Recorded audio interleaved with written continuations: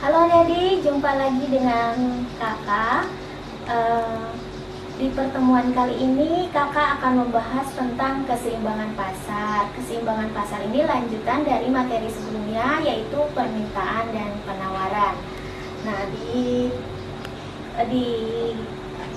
materi ini, keseimbangan pasar, kakak akan menerangkan apa sih keseimbangan pasar.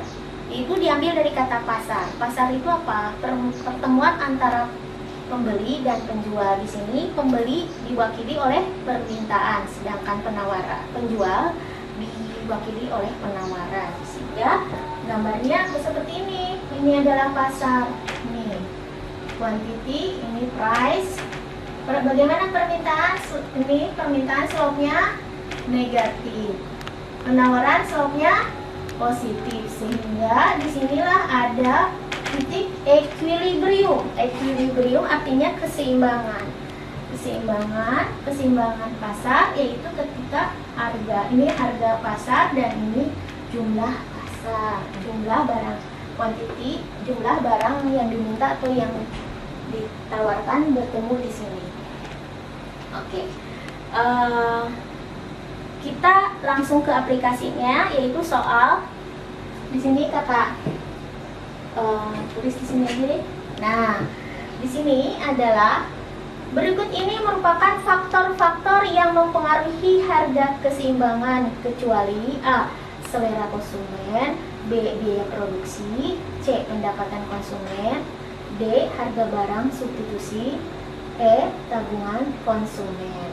Nah, seperti yang di materi sebelumnya, adik-adik masih ingat apa sih faktor-faktor yang mempengaruhi permintaan? Itu faktor-faktor yang mempengaruhi permintaan adalah harga barang itu sendiri, harga barang lain, atau barang apa? Harga barang lain itu barang substitusi atau komplementer, pendapatan konsumen, selera konsumen, dan prediksi di masa yang akan datang tentang harga. Sedangkan faktor-faktor yang mempengaruhi penawaran apa? Yaitu harga barang itu sendiri, harga barang lain yaitu substitusi atau komplementer, biaya produksi, teknologi mesin untuk memproduksinya, dan prediksi di masa yang akan datang tentang harga. Nah, sementara faktor-faktor yang mempengaruhi keseimbangan pasar, pasar ini adalah gabungan antara faktor-faktor yang mempengaruhi permintaan dan penawaran. Adik-adik masih ingat? Nah, jadi yang tidak termasuk apa? Dari pilihan tadi. Dari pilihan tadi apa? Oke, jadi jawabannya apa yang benar? E. tabungan konsumen. Oke.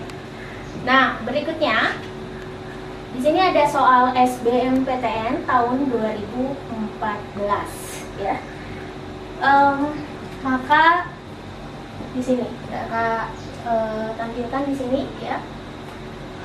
Bila pendapatan konsumen mengalami peningkatan dan biaya produksi suatu barang naik, maka A.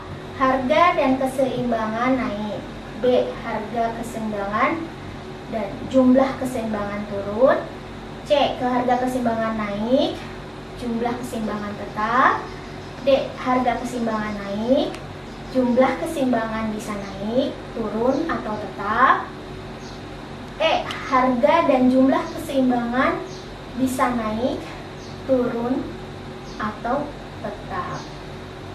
Jadi bagaimana? Di sini ada soal peningkatan pendapatan konsumen. Misalkan pendapatan konsumen meningkat, ini akan menyebabkan permintaan meningkat. Sedangkan biaya produksi barang naik. Biaya produksi naik menyebabkan bagaimana? Kalau biaya produksi itu bisa aja biaya bahan baku bagi produsen. Kalau naik biasanya supply-nya diturunkan. Sehingga kalau kita lihat permintaan naik itu akan ke sini deh. Ini permintaan naik, supply-nya turun. Supply-nya turun, berarti bergeser ke kiri. Nah, pertemuan ini dan ini adalah ada di sini. Quantity bisa tetap, tetapi harga pasti naik. Atau bisa jadi gini deh, misalkan harganya ini nih, permintaannya bergesernya lebih banyak. Misalkan lebih banyak ke sini, harga tetap naik, tapi permintaan banyak, kuantitinya malah bergeser ke sini. Ya. Atau sebaliknya, ininya digeser lagi nih, lebih besar. Ininya diulangi lagi, dikembali lagi seperti awal. Nah, ini gini. Sementara ininya bergesernya lebih banyak. Harga tetap naik. Ya, harga tetap naik, tapi kuantiti bisa aja bergeser ke kiri. Jadi kesimpulannya bagaimana adik-adik? Untuk soal ini? Untuk soal yang ini? Iya, jawaban yang tepat adalah D. Harga keseimbangan naik, pasti harganya naik. Jumlah keseimbangan bisa naik, turun, atau tetap. Sampai di sini ada yang dipaham? Oke ya. Oke, soal berikutnya yaitu soal SBMPTN 2015. Soalnya, dampak ditemukannya berbagai inovasi teknologi produksi terkait dengan BBM ceteris paribus adalah A. Harga keseimbangan turun dan harga kuantitas keseimbangan naik. B. Harga keseimbangan turun dan kuantitas keseimbangan turun. C. Harga keseimbangan turun dan kuantitas keseimbangan tetap. D. Harga keseimbangan turun dan kuantitas keseimbangan naik. E. Harga keseimbangan turun dan kuantitas keseimbangan naik. Jawabannya apa adik-adik? Di sini kalau ceteris paribus yang berhubungan dengan teknologi itu hubungannya dengan apa? Dengan supply. Kalau supply, kalau ceteris paribus kembali kepada hukum penawaran. Hukum penawaran apa adik-adik? Ketika harga barang X naik, jumlah barang yang ditawarkan terhadap barang X ditawarkan, berarti naik juga. Berarti harus hubungannya positif. Jadi ini walaupun ada tulis harga keseimbangan, kuantitas keseimbangan, ini maksudnya hubungannya dengan kurva penawaran. Jadi jawaban yang tepat adalah apa adik-adik? Ya, D ya. Harga keseimbangan naik dan kuantitas keseimbangan naik. Soal berikutnya kakak pindah aja ke sini. Oke. Soal berikutnya adalah soal SBMPTN 2012. Jadi di sini kenaikan selera masyarakat terhadap suatu barang dan perbaikan cara memproduksi barang tersebut akan mempengaruhi pasar. Pengaruh tersebut dicerminkan oleh kurva permintaan. A. Kurva permintaan bergeser ke kanan dan kurva penawaran bergeser ke kanan. B. Bergeser ke kanan dan kurva penawaran bergeser ke kiri. C.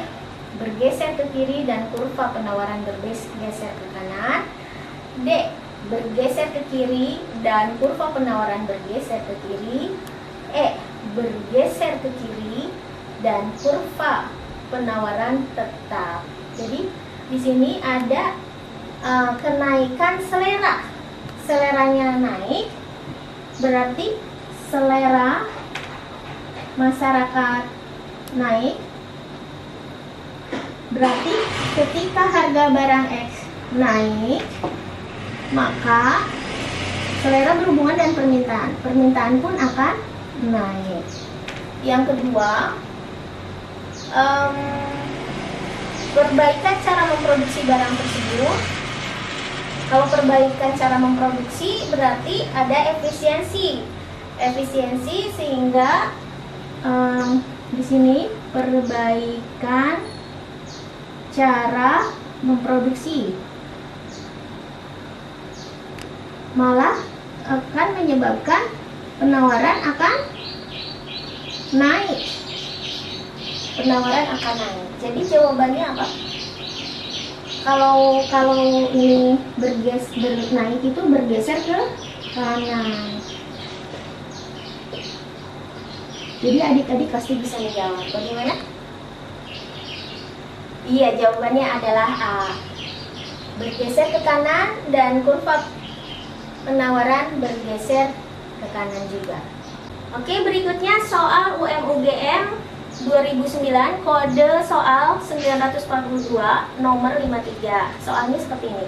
Jika pemerintah memberi subsidi pupuk kepada petani, maka tingkat keseimbangan harga dan kuantitas pupuk yang baru bagaimana? Kalau pemerintah memberikan subsidi berarti ada efisiensi buat produsen ya, sehingga menyebabkan bagaimana tadi penawaran kan gini, ini pasar dulu, pasar tuh kan gini, permintaan, ini penawaran dan ini permintaan, titik equilibrium. Nah, ketika pemerintah memberikan subsidi sehingga suplainya akan naik. Kalau suplainya akan naik, bagaimana? Harganya malah turun dan kuantitasnya akan lebih banyak. Jadi jawabannya apa adik-adik? Menurun, harga menurun, kuantitas meningkat. Jawabannya apa? Iya, D. Oke, untuk berikutnya yaitu soal UM-UGM tahun 2010, kode soal 741. Soalnya seperti ini. Fungsi permintaan suatu produk dapat diformulasikan sebagai berikut, yaitu Q sama dengan 800 min 2P plus 2Q sama dengan min 200 plus 4P. Pertanyaannya, besarnya surplus yang diterima oleh produsen pada saat terjadinya keseimbangan pasar. Nah, ini pertanyaannya surplus produsen. Apa itu surplus produsen? Apa itu surplus konsumen? Nah, surplus produsen itu berhubungan dengan supply. Kalau surplus konsumen berhubungan dengan permintaan. Jadi surplus konsumen, kata singkat SK, ini berhubungan dengan daya beli. Nah, daya beli ini dikondisikan daya beli, berarti kita lihat dulu grafik garis permintaan. Permintaan daya beli di sini di atas harga pasar, inilah yang namanya surplus konsumen. Sedangkan surplus produsen, maka singkat SP, ini berhubungan dengan biaya produksi. Nah, biaya produksi berhubungan dengan supply. Nah, berarti biaya produksi di sini di bawah harga pasar, sehingga inilah yang dimaksud dengan surplus produsen. Nah, disinilah di segitiga ini produsen kan mendapatkan laba maksimum karena di sini biayanya di bawah harga pasar, sehingga yang dicari ini segitiga ini deh. Nah, pertama-tama kita kan harus tahu berapa harga pasar, kuantiti pasar. Berarti kita lihat dulu ini ada koefisiennya negatif, hubungan dengan Q dan P. Kalau ada koefisien negatif, ini berarti fungsi permintaan. Sementara ini koefisiennya positif, ini fungsi supply. Oke, nah ini kita sederhanakan dulu. Berarti Q sama dengan ya, Q sama dengan 200 dibagi 2, jadi ini min 100, 4 dibagi 2, 2P. Sehingga kita udah punya persamaan. Di sini QD sama dengan Q QS. QD-nya 800 min 2P. QS-nya apa? Min 100 plus 2P. Berarti ini dipindahkan ke sini menjadi 4P dan dipindahin ke sini menjadi 900. 900 dibagi 4 adalah 225. Berarti ini adalah 225. 225 ya, harga ini ya, harga pasarnya ya, ini 225. Sementara QE-nya berapa? Kita substitusikan aja ke sini. Berapa nih? 225 dikali 2 itu 450, dikurangin 100 jadi 350. Berarti ini posisi 350. Ini 350, mana ya? 350 dan ini 225. Sedangkan kita harus mencari titik 0,P. Nah, 0,P berarti untuk fungsi S nih, fungsi S ya, supply adalah Q sama dengan min 100 plus 2P. Berarti kita buat dulu Q atau P. Ketika Q-nya 0, Q-nya 0 berarti Q0 P-nya 50 ya.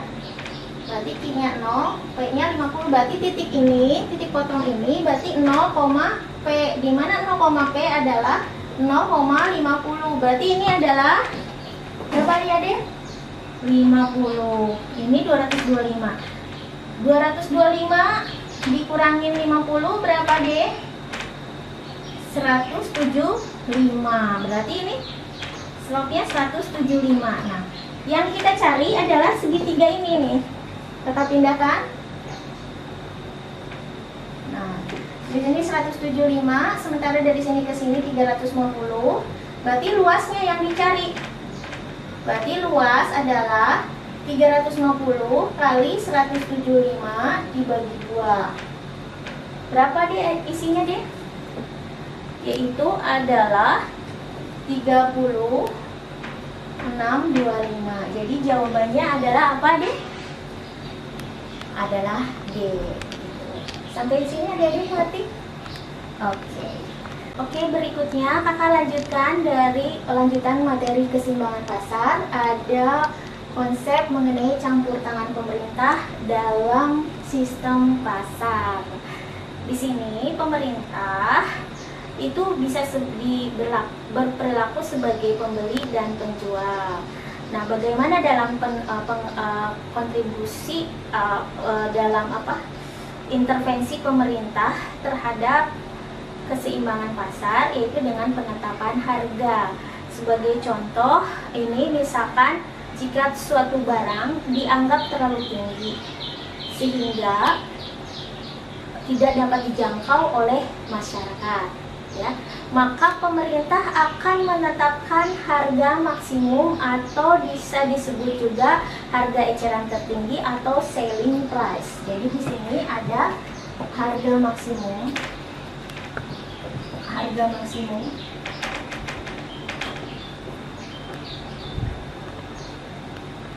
atau disebut juga harga eceran tertinggi,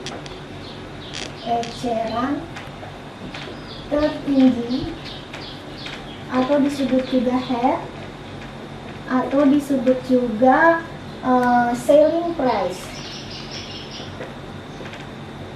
Ini tujuannya untuk melindungi konsumen jika harga pasar terlalu tinggi, ya. Jadi pemerintah memberikan penetapan harga.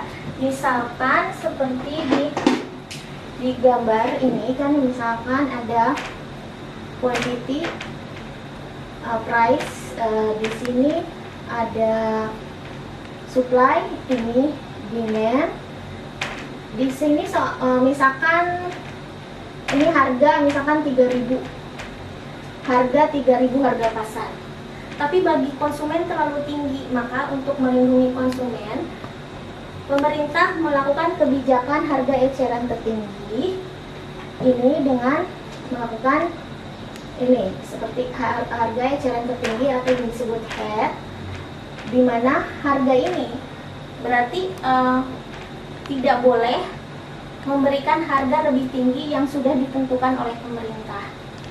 Ya, ini untuk melindungi konsumen. Tetapi dampaknya apa nih? Dampaknya ini punya supply, jadi KIDE di sini. Ini apa? Ini KIDE ya, punya demand, ini punya supply QS. Sehingga di sini akan KIDE lebih besar dari QS. Berarti kelebihan permintaan atau nama lainnya excess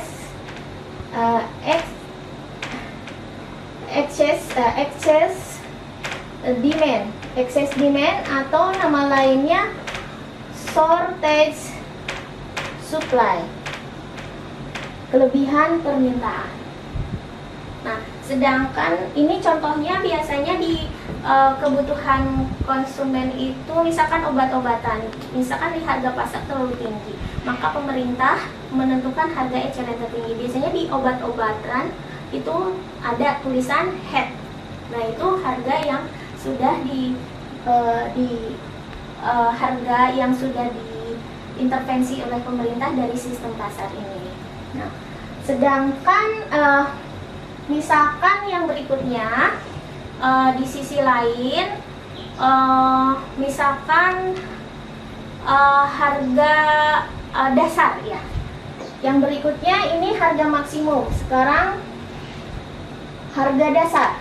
Harga dasar itu nih, harga dasar atau namanya lain floor price. Nah, ini untuk siapa? Ini tujuannya untuk melindungi produsen. Misalkan harga suatu barang dipandang terlalu rendah sehingga pendapatan produsen terlalu rendah. Contoh misalkan harga beras terlalu rendah, maka petani akan dapat menjual berasnya ke Bulog. Biasanya itu bentuk intervensi pemerintah untuk melindungi produsen dengan harga dasar yang ditetapkan oleh pemerintah. Nah, contohnya seperti ini deh. Harga ini terlalu rendah. Pemerintah menentukan harga dasar nih atau floor price. Nah, harga dasar ini floor price, sehingga dampaknya apa nih? Kita lihat dari supply QS di sini, QD-nya malah di sini. Jadi sebaliknya, QS lebih besar dari QD, sehingga dampaknya apa deh? Excess supply dan shortage demand. Nah, itu adalah materi tentang campur tangan pemerintah dalam sistem pasar. Oke, kita langsung ke aplikasi soal ya. Oke, berikutnya adalah contoh soal di sini. Apabila barang berada di atas harga keseimbangan, maka akan terjadi tadi kalau harga keseimbangan bagaimana? Harga di atas harga keseimbangan masuknya apa? Floor price. Jadi quantity of supply akan lebih besar dari quantity of demand. Dampaknya apa? Menjadi excess supply ya. Jadi jawabannya apa deh? Excess supply atau nama lainnya shortage di demand. Di situ di soal 1 excess demand, 2 excess supply, 3 excess supply, nomor 3 shortage supply, nomor 4 shortage demand. Jadi jawabannya 2 dan 4. 2 dan 4 jawabannya apa? 1 dan 3 ada 1, 2, 3A, 1, 3 adalah B, 2 dan 4 adalah C. Jadi jawabannya apa?